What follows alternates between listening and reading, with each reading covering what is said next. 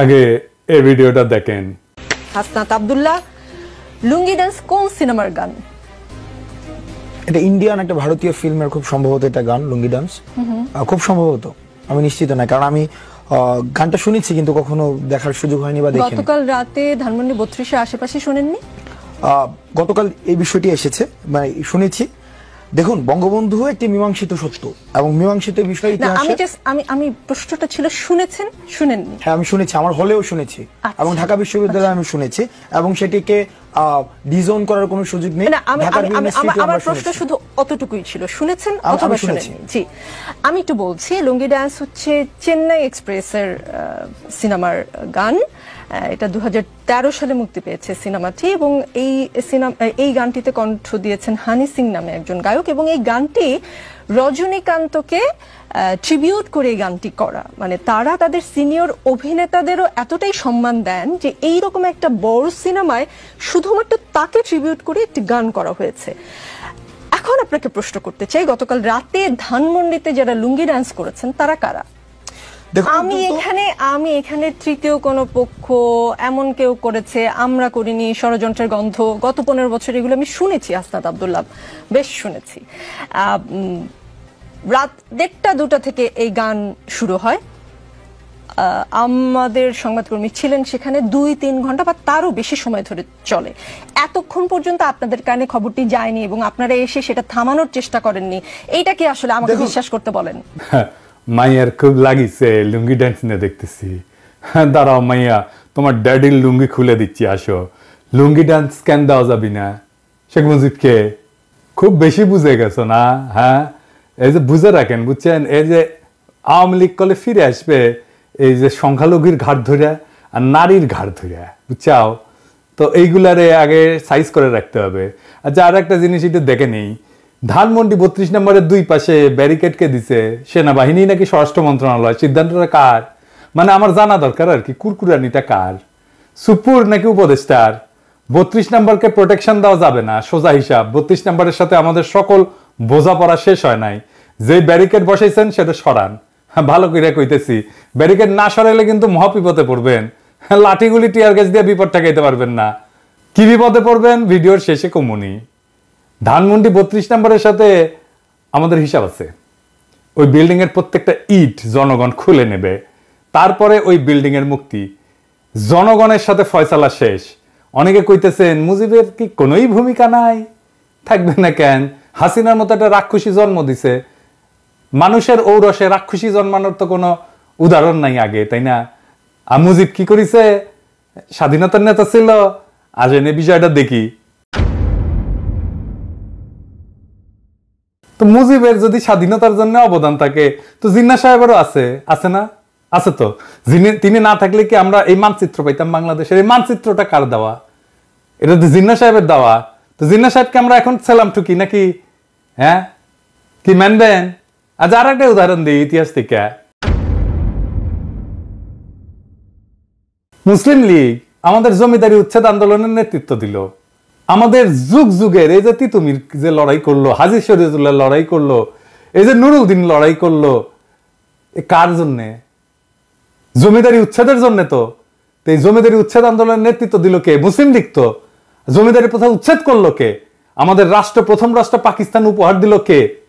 মুসলিম লীগ। তো আমাদের পূর্ববঙ্গের সব রাজনৈতিক নেতা করতো মুসলিম লীগ। মৌলানা ভাসানী বলেন, শেখ মুজিব বলেন, শেরে বাংলা বলেন, সবাই কে না? এই মুসলিম লীগ তারপরে ক্ষমতায় যায় জনগণের বিরুদ্ধে দাঁড়ায় মুসলিম লীগ নিশ্চিহ্ন হয়ে যায় নাই? আমরা কি এখন মুসলিম লীগের নামে জয়ধ্বনি দেই, জয়গান করি? মুসলিম লীগের নামে করি না।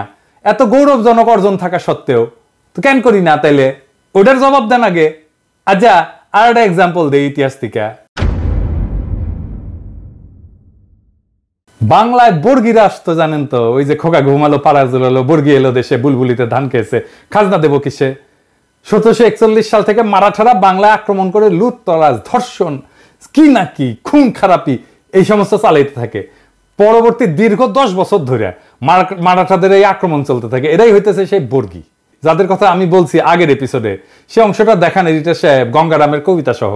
সবাই পালাই গেছে বর্গি আসার খবরে, তারপরে গঙ্গারাম লিখতেছে, এই মতে সব লোক পলাইয়া যাইতে আচম্বিতে বর্গি গেরিল আইসার সাথে।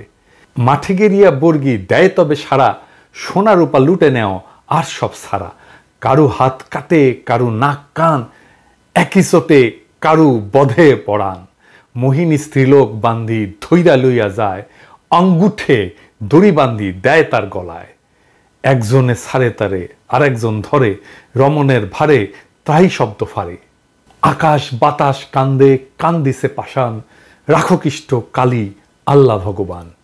কি বুঝলেন? শুধু সম্পদ লুইটা মাইরা কাইতেই যাইতো না, নারীদেরকে নিদারুণ অসম্মান করত। এই ইতিহাস আপনাকে কেউ বলছে? বলেনি, বলবেও না। শুধু শুনবেন 2 লাখ মা বোনের ইজ্জতের বিনিময়ে স্বাধীনতা পাইছি, যেন এর আগে কোনো আমাদের ইতিহাস নাই। এই যে বর্গীদের অত্যাচার, এই যে বর্গীদের আক্রমণ, এই যে বর্গীদের নিপীড়ন, এটা বর্গীদেরকে কে পরাজিত করছিল জানেন? কে বাংলার অসহায় মানুষদের মুক্তি দিছিল বর্গীর অত্যাচার থেকে নিজ বিক্রমে? কে? কোন সেই বীর জানেন? জানেন না? না, নাম বললে অবাক হবেন। সে মুক্তিদাতার নাম আমরা জানি, কিন্তু তার এই অবদানের কথা আমরা কখনো বলি না, বলবো না। কেন বলবো না? কারণ সেই বীর যে বর্গীর আক্রমণ থেকে বাংলাকে বাঁচাইছিল, বর্গীদের পরাজিত করছিল, সমূলে নির্বংশ করছিল, তার নাম হচ্ছে মীর জাফর আলী খাঁ। হ্যাঁ, সেই মীর জাফর, যে পলাশির আম্র কাননে সমস্ত সৈন্য নিয়ে নিশ্চুপ পুতুলের মতো দাঁড়াইছিল, সেই মীর জাফর আলীবর্দী খানের তরুণ সেনাপতি হিসাবে বর্গীদের পরাস্ত আর সমূলে পরাজিত করে। এই জন্য আলীবর্দী খান এতই তারে পছন্দ করতো যে তার সাথে আত্মীয়তার সম্পর্ক করে এবং উড়িষ্যার শাসনকর্তা নিয়োগ করে। শেখ মুজিব আর এক মীর জাফর, স্বাধীনতার আন্দোলনের নেতা, কিন্তু বর্বর স্বৈর শাসক আর হাসিনার ফ্যাসিস্ট শাসনের আইকন। তাই স্বাধীনতা যুদ্ধের ভূমিকা, যা কোনোভাবে মীর জাফরের বর্গীদের বিরুদ্ধে বীরত্বের সাথে লড়াই করার সাথে তুলনীয় না, তাকে আমাদের স্মরণীয় বরণীয় ভাবার কোনো দায় নাই।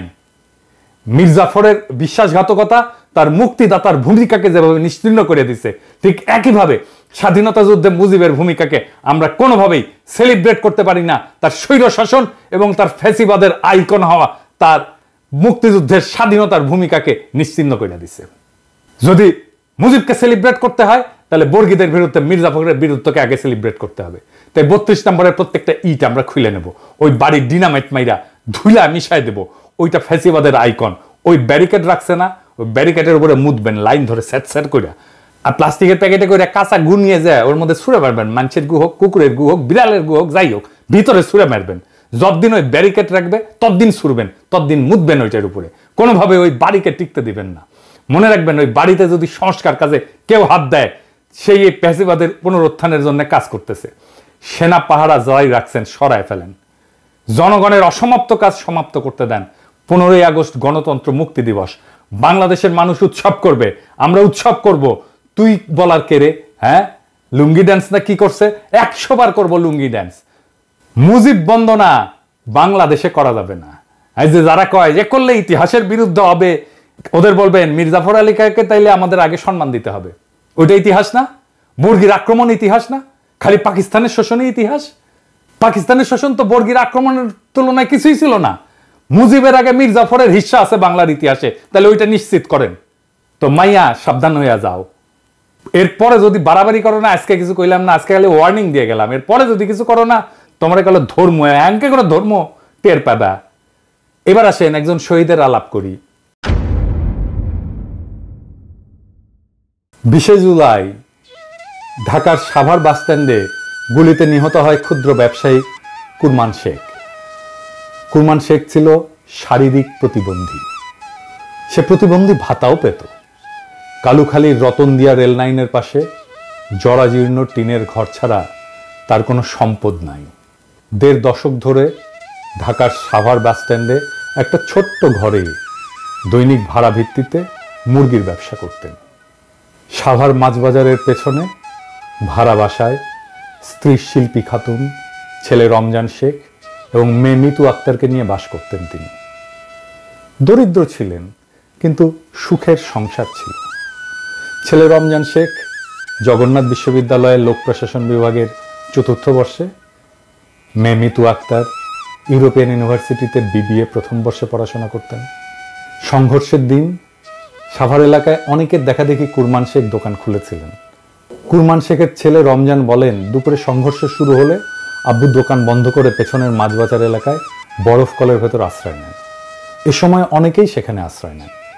আমার এক চাচাও ছিলেন। পুলিশ হঠাৎ বাজারে ঢুকে বরফ কলের কাছে এসে গুলি করতে শুরু করে। নিহত কুরমান শেখের স্ত্রী শিল্পী খাতুন বলেন, সে প্রতিবন্ধী ভাতাও পেত, সোজা হয়ে দাঁড়াতে পারত না, ঠিকমতো হাঁটতেও পারত না।